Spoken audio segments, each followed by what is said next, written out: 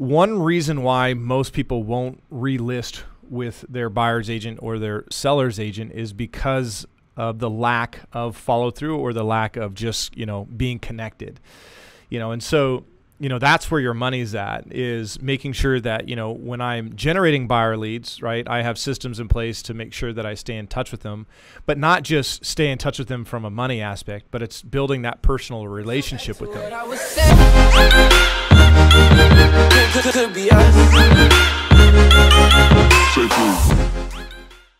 What's up, everybody? This is Nick with Agent Elite. I have with us today Nick Reese, our COO and co-founder, and today we're going to be talking about seller leads, why they're important and why you need to focus on them. Well, seller leads, everybody knows why they're important, right? That's where we make our money. The thing is like, when we talk about buyer leads and seller leads, there's a couple different, marketing techniques or strategies that, take part, right? Each one is a little differently.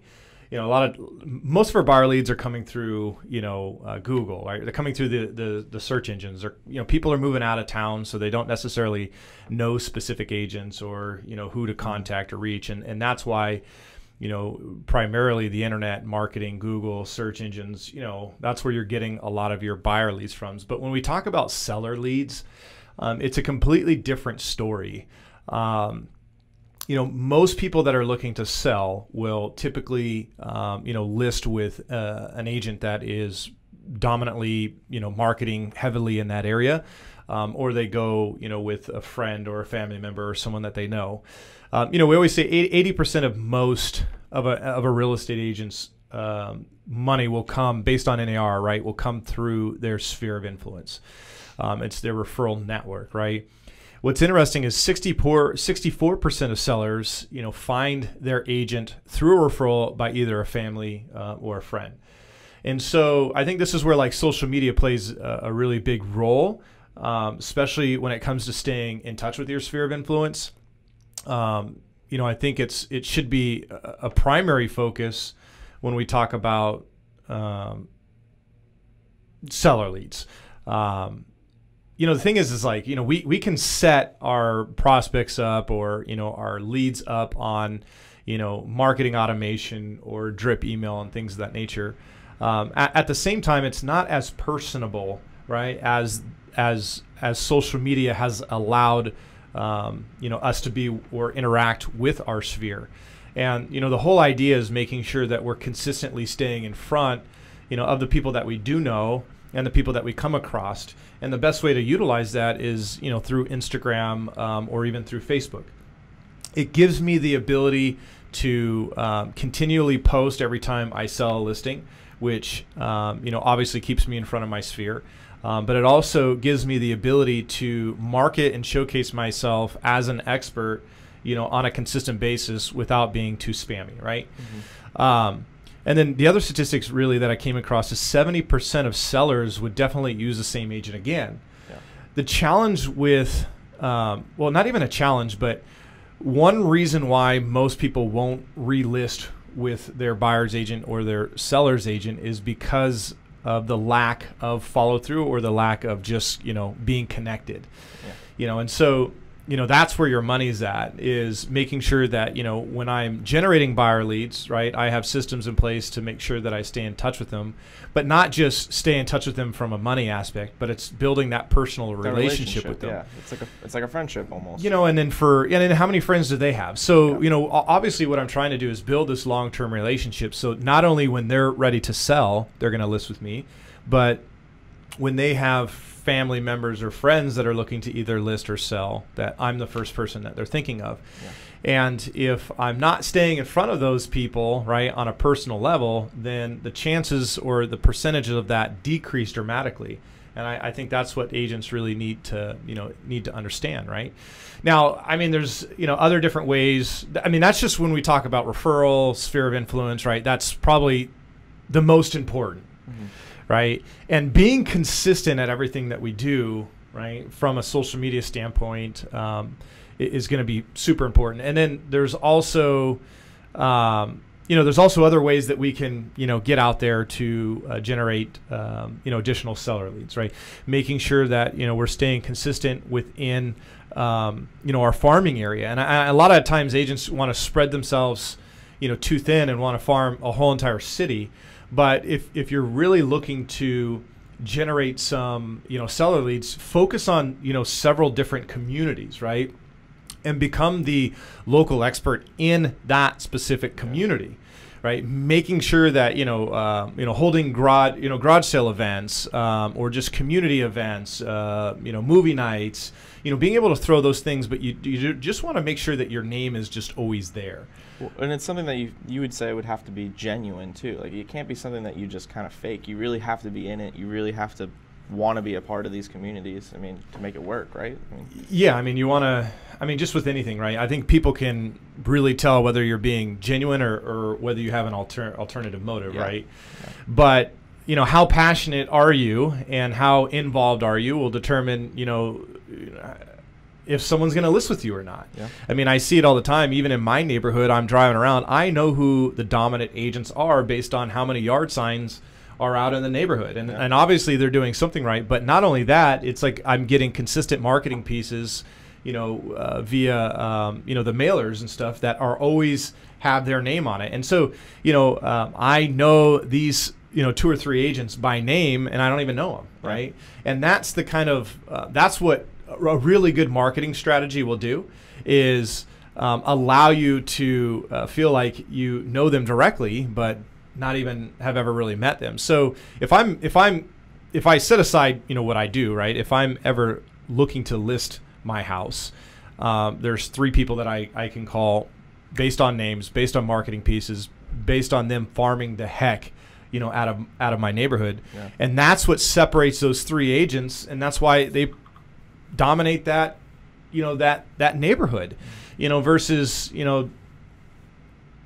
whoever, randomly hits me up, or, I haven't really heard your name too much. It's like, I'm not going to feel as confident in front of you. I'm not going to be confident. I'm not going to be secure in my decision. And I might give it a chance, but at the end of the day, I'm going to work with the expert who knows my neighborhood, who is selling a consistent amount of homes there, right? So that's just another aspect. So one, working your sphere of influence is super important, through social media, Instagram, and making sure that you're staying consistent and not just posting, but it's also being engaged.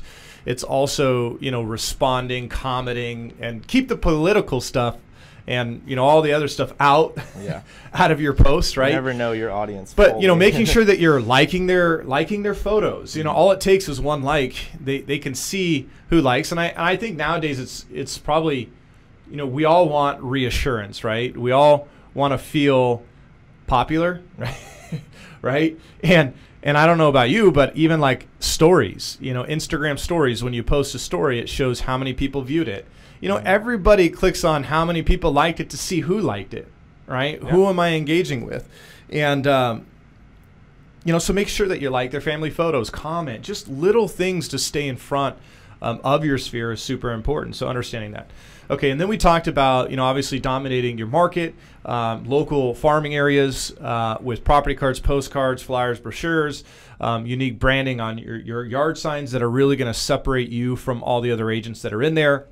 Those are some things that are going to help you as well. But there are also some other things that you can be doing when we talk about, Facebook marketing, pay-per-click, but within Facebook. Like home valuations are important, right? And not just creating a home valuation postcard, but I would rather spend that money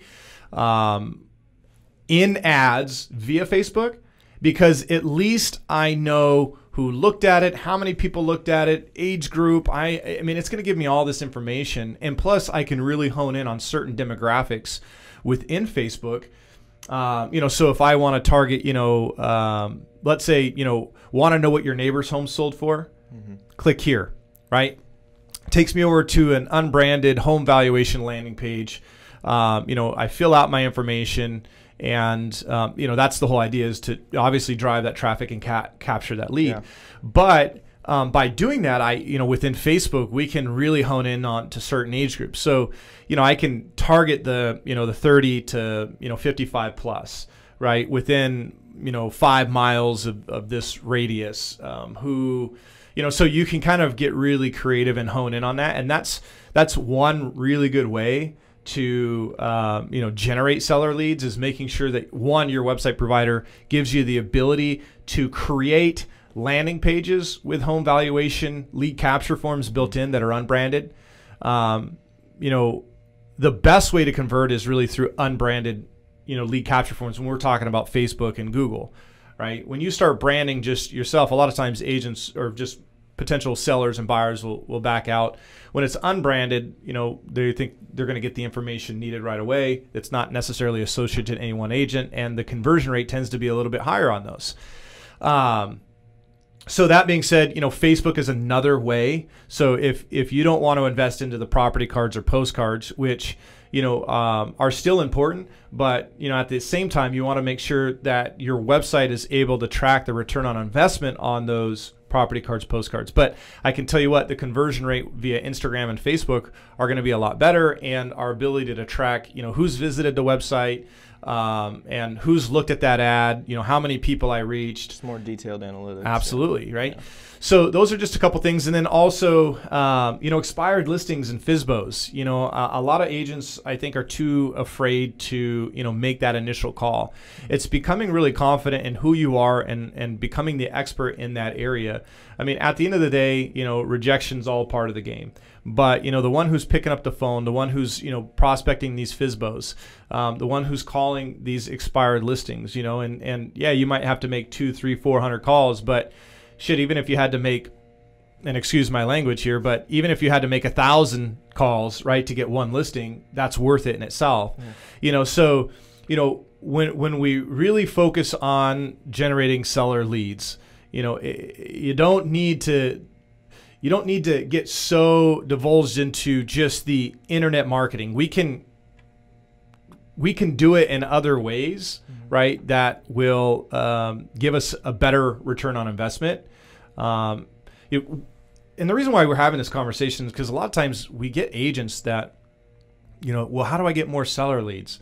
What kind of programs, are out there to where I can convert? And again, I mean, the statistics every single year, show us that it's not via Google. It's via being involved in the community. It's your sphere of influence. It's calling through FSBOs and expired listings, being the local expert in your community, and that is where you're going to generate a lot of your seller leads. On the flip side, buyer leads are all online, right? Yeah. And so you have to understand the two, and you also have to make sure that you're setting aside time in your day, to be very consistent at just engaging with your community. So this is all about being on top of mind, right? It's all about being consistent on everything that we do within our community. Being, whether it's even going to the coffee shop every day and just being that, wearing a name tag. It's almost got to become something that's kind of second nature, really. I mean, it's just got to be who you are and what you're doing. It's the best way to go it's about not it. A 9 to 5. Yeah. Right. And I think most agents want it to be a 9 to 5. They just want to sit back, get leads, close deals, live the good life. And that's not how it works. And anybody, no matter in real estate or business in general, right, you work around the clock, right? But it's all about networking. It's all about, being on top of mind. And the agents who are doing that consistently are the agents who are dominating the market. So at some point you have to start somewhere, and that somewhere is your sphere of influence. So what are you doing? The question is what are you doing on a consistent basis to make sure that you're staying in front of your friends, your family, via social media? I promise you, setting up a business page is great, but if only 25, 40, 50 people like your business page, then that's all you're staying in front of. Versus my personal page, I have 8, 15, 2,000 friends, and a lot of agents try to separate the two. And while, that is great, it doesn't mean that we still don't post those things on our social media. So every time I sell a listing, I want to post that, and I want to congratulate my buyer or my seller, because social media is all about engagement. It's all about staying in front of people. And that being said, when I post something like that, how many likes will I get? How many comments will I get? And the more likes, the more comments, the more interaction that I get, the more visibility I get through my friends of friends of friends of friends, that sphere of influence. And that's ultimately what we're trying to achieve here. You got to sell yourself. So if they're liking that kind of stuff, that means they're liking you. They're going to want to work with you. Exactly. Yeah. So those are just some basic things. I mean, again, we talk about this all the time. There's a lot of right ways to do things right. This is just what I would suggest, any agent, really focus on. Stop trying to worry about buying stuff, when you can spend time, engaging and get more out of that than you would, going to a third party and buying some random, seller lead that doesn't really know you. I mean, you're still competing. You're still, you're still, so rearrange some of your priorities. It's not as hard as what it looks. It's just a matter of being consistent in everything that you do. And that's really what I want agents to take from this conversation.